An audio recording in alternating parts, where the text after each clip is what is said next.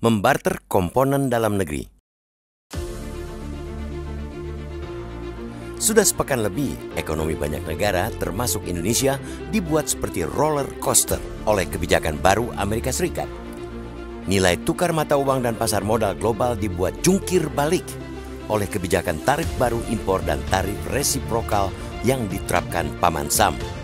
Alasan Amerika Serikat, pemberlakuan tarif baru itu untuk membalas kebijakan para mitra dagang yang menurutnya sudah lebih dulu mempersulit masuknya barang-barang dari Amerika Serikat. Negara-negara raksasa ekonomi, utamanya Uni Eropa dan Tiongkok, lebih memilih untuk meladeni serangan yang kadung diumbar Presiden Donald J. Trump tersebut. Bermodalkan ekonomi yang kokoh dan mandiri, mereka membalas serangan itu dengan menaikkan tarif impor barang dari Amerika Serikat. Lalu, bagaimana dengan negara yang kemapanan ekonominya pas-pasan? Jelas berunding menjadi satu-satunya cara yang dapat ditempuh. Jika ingin berperang, tentu tak masuk akal jika peluru nuklir mesti dihadapi dengan bambu runcing. Langkah itu yang kemudian diambil Presiden Prabowo Subianto yang dalam waktu dekat akan mengirim tim negosiasi ke Gedung Putih. Salah satu tawaran yang akan diajukan Indonesia ialah mengubah aturan kewajiban tingkat komponen dalam negeri atau TKDN industri, utamanya manufaktur.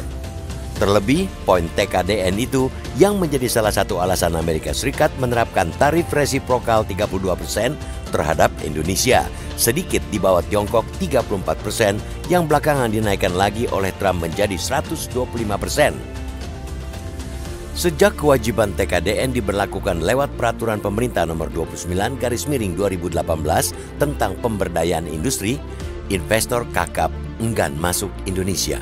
Pasalnya, para investor itu dihadapkan pada kewajiban batas minimal nilai TKDN 25% atas produk yang mereka hasilkan. Aturan itu yang membuat Apple hingga kini masih belum bisa memasarkan seri produk iPhone mereka di Indonesia. Selain TKDN yang dinilai cukup tinggi, perusahaan itu juga masih diwajibkan membangun pabrik di Indonesia. Untuk melunakkan hati Amerika Serikat, Presiden Prabowo Subianto pada Selasa 8 April lalu telah menginstruksikan menterinya untuk mengubah aturan TKDN itu agar lebih fleksibel.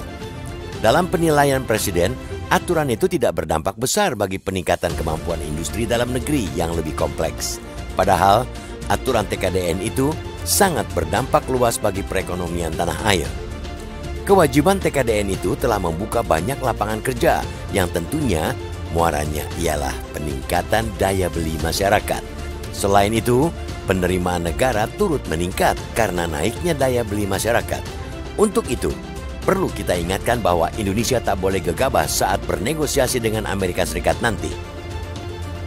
Kepentingan rakyatnya sendiri tentu harus paling diutamakan. Jika aturan TKDN dikendurkan, hal itu akan berdampak pada turunnya pesanan industri kecil dan menengah yang selama ini memasok komponen perusahaan besar. Momok PHK pun kembali terjadi. Dari situ jelas terlihat, TKDN tak bisa dijadikan objek gadai agar Amerika Serikat mau mengendurkan sikapnya atas kedatangan barang Indonesia. Apa gunanya ekspor Indonesia nantinya meningkat tajam ke Amerika Serikat di tengah ribuan orang yang menganggur? Apalagi barang-barang yang diekspor itu adalah buatan Amerika Serikat sendiri yang kebetulan pabriknya ada di Indonesia. Untuk itu, buat tim negosiator yang akan berangkat ke Amerika Serikat, jika perlu mundur, kita cukup mundur 1 langkah untuk kemudian maju 5 langkah ke depan. Namun jika pengenduran TKDN yang diambil, tentu itu tak hanya membuat Indonesia mundur 1 langkah, tetapi akan beratus langkah karena negeri ini ke depannya hanya akan jadi pasar bagi Amerika Serikat. Industri di dalam negeri akan sulit jadi penopang kepentingan dalam negeri. Apalagi prinsip dasar dari sebuah negosiasi ialah everybody should be happy.